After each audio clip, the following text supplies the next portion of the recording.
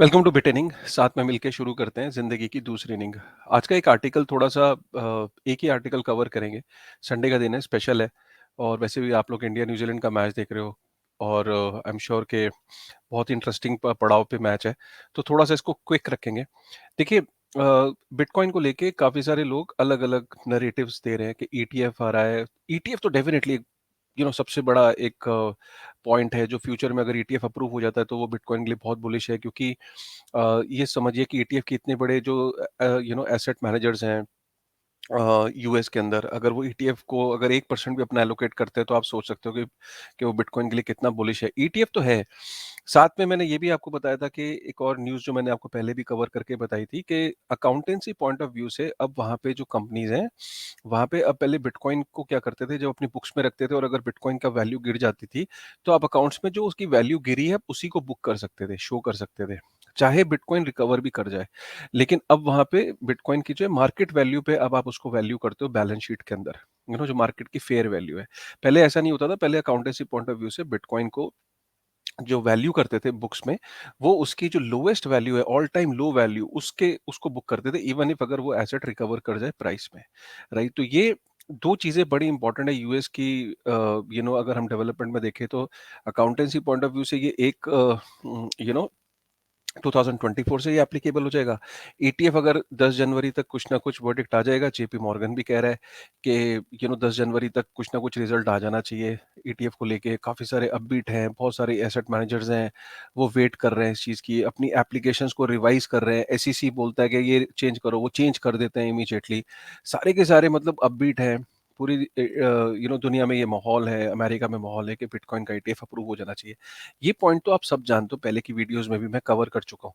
आज का एक आर्टिकल है स्पेशल, उसने ये बोला है कि 5 ऐसे पॉइंट हैं जिसके बेसिस पे बिटकॉइन के लिए बहुत बुलिश है। वो 5 पॉइंट कौन से हैं, मैं उनको आपको शेयर करके बताता हूँ। ये आर्टिकल है, ये आर्टिकल कह रहा है कि इस बिटकॉइन साइकिल में 5 वो कौन सी चीजें हैं जो डिफरेंट हैं, 5 रीजंस क्या हैं। सबसे पहला जो रीजन है वो ये कि hash rate all time high है। इस टाइम जो हैश रेट है, बिटकॉइन को माइन करने का जो हैश रेट है वो ऑल टाइम हाई है। सप्लाई जो है वो इस टाइम 76% जो सप्लाई है वो होल्डर्स के पास है। वो लॉन्ग टर्म जो होल्ड करते हैं बिटकॉइन को, जो बेचना नहीं चाहते, जो अपने हार्डवेयर वॉलेट में उसको संभाल के रखते हैं, ऐसे बिटकॉइन की 76% सप्लाई ऐसे होल्डर्स के पास है। गवर्नमेंट बिटकॉइन को माइन कर रही है, ये तीसरा सबसे बड़ा इसमें वजह बताइए। चौथा, लाइटनिंग नेटवर्क जो है वो 150 मिलियन यूएस डॉलर की ट्रांजेक्शन हो चुकी लाइटनिंग नेटवर्क पे। राइट, और जो बीटीसी की अडॉप्शन है वो अनप्रेसिडेंटेड लेवल्स पे, मतलब जो बिटकॉइन है उसकी जो अडॉप्शन बढ़ती चली जा रही है। ईटीएफ उसका एक क्लासिक एग्जांपल है।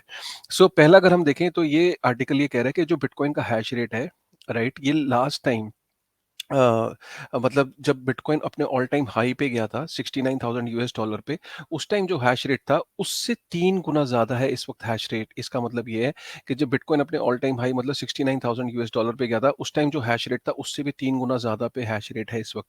तो ये जस्ट शो करता है कि बहुत सारे माइनर्स का उसके अंदर इंटरेस्ट बढ़ता ही चला जा रहा है। बिटकॉइन के अंदर इंस्टीट्यूशंस का इंटरेस्ट बढ़ता चला जा रहा है माइनिंग को लेके। माइनिंग कंपनीज, बड़ी बड़ी माइनिंग फर्म्स जो है इसमें इंटरेस्ट ले रही हैं बिटकॉइन को माइन करने में, इसलिए बिटकॉइन का हैश रेट बढ़ता चला जा रहा है। इसका मतलब इंटरेस्ट लूज हुआ क्या बियर मार्केट में, चाहे प्राइस गिरी? नहीं, प्राइस गिरने से कोई इंटरेस्ट लूज नहीं हुआ, उल्टा माइनर्स और बढ़ गए। तो ये बहुत बुलिश साइन है बिटकॉइन के लिए। राइट, और इससे ये भी पता लगता है कि इंस्टीट्यूशंस जब ट्रिलियंस में बिटकॉइन के नेटवर्क पे पैसा भेजना चाहेंगे तो वो ये तो चेक करेंगे ना कि बिटकॉइन के पे अटैक करना कितना मुश्किल है। तो इससे पता चलता है कि बिटकॉइन पे अटैक करना बहुत ही मुश्किल है, क्योंकि उसका जो ऑलमोस्ट इम्पॉसिबल है, क्योंकि उसका जो हैश रेट है वो बढ़ता ही चला जा रहा है। सप्लाई इस वक्त बिटकॉइन की टोटल सप्लाई 76% होल्डर्स के पास है। ये दूसरा रीजन है जिसमें क्या है कि ये लोग बेचना ही नहीं चाहते बिटकॉइन को, ये होल्ड करना चाहते हैं। स्पेशली अब हार्वनिंग का जो इवेंट आ गया है, लास्ट टाइम ऐसा कब हुआ था? ऐसा लास्ट टाइम 2015 में हुआ था कि जब 76% सप्लाई होल्डर्स के पास आ गई थी। अब ये 2015 के बाद 8 साल बाद ऐसा हुआ है, तो आप समझ सकते हो कितना बुलिश है। तीसरा, गवर्नमेंट जो है बिटकॉइन को माइन कर रही है और लिस्ट है यहाँ। एल सल्वाडोर माइन कर रहा है, ईरान माइन कर रहा है, वेनेजुएला माइन कर रहा है, रशिया माइन कर रहा है, कजाकिस्तान माइन कर रहा है और भूटान जो है वो माइन कर रहा है। इससे आप पता लग सकते हो, पहले ऐसा नहीं होता था, शायद ही कोई कंट्री होती थी जो बिटकॉइन की माइनिंग में इंटरेस्टेड थी। अब आप देख सकते हो 1 2 3 4 5 6 कंट्रीज हैं बिटकॉइन की ऑफिशियली माइनिंग कर रहे हैं। लाइटनिंग नेटवर्क का क्या है कि बिटकॉइन के जो स्मॉल ट्रांजेक्शन होती है, जो माइक्रो ट्रांजेक्शन होती है, $1 $2 $5, कॉफी पीनी है, ये पीना है, तो अगर बिटकॉइन से कोई चीज़ें खरीदी जाएँगी तो वो लाइटनिंग नेटवर्क के थ्रू क करी जाएँगी। लाइटनिंग नेटवर्क बिटकॉइन का स्केलिंग सॉल्यूशन है। पहले इस्तेमाल ज़्यादा नहीं होता था, लेकिन अब अगर हम देखें लाइटनिंग नेटवर्क में 1200% का 2 साल में इंक्रीज़ है। $150 मिलियन का जो एसेट है वो इस पे लॉक्ड है लाइटनिंग नेटवर्क में, मतलब बिटकॉइन जो है वो लॉक्ड है नेटवर्क पे। तो आप इससे अंदाज़ा लगा सकते हो कि बेयरिश मार्केट ज़रूर है, लेकिन 1200% का इंक्रीज़ है लाइटनिंग नेटवर्क में। और बीटीसी की जो एडॉप्शन है वो अनप्रेसिडेंटेड हाइट पे है। ईटीएफ से लेके हर जगह ईटीएफ इसको मान्यता दे रही है, अकाउंटेंसी में इसकी मान्यता दे रही है, ट्रैवल एंड रिजर्वेशंस में काम आ रहा है, होस्टिंग टेक्नोलॉजी रेस्टोरेंट्स में यूज़ हो रहा है, financial services, online education, gaming and entertainment, online retail, हर जगह बिटकॉइन का लाइटनिंग नेटवर्क का जो है इंटीग्रेशन हो रहा है। तो जिसकी वजह से ये पहले से बहुत ज़्यादा जो है, और खासकर जब एआई आ जाएगा, तो एआई के बाद भी बता रहे हैं कि लाइटनिंग नेटवर्क और एआई का जो कॉम्बिनेशन है, वो हर वेबसाइट के ऊपर आप लाइटनिंग नेटवर्क का वॉलेट इंटीग्रेटेड पाओगे।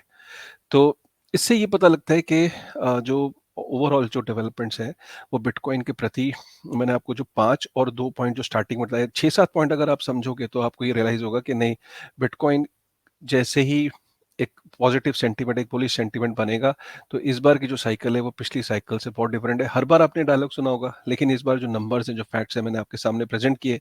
ऑब्वियसली आपको ये एनालाइज़ खुद करना है, ये डेटा, क्योंकि हमारा काम है आपको डेटा देना, डेटा पॉइंट्स को बताना, उसके बाद उसकी एनालिसिस करना, और वो आपके ऊपर है, और ये किसी भी तरीके की फाइनेंशियल एडवाइस नहीं है।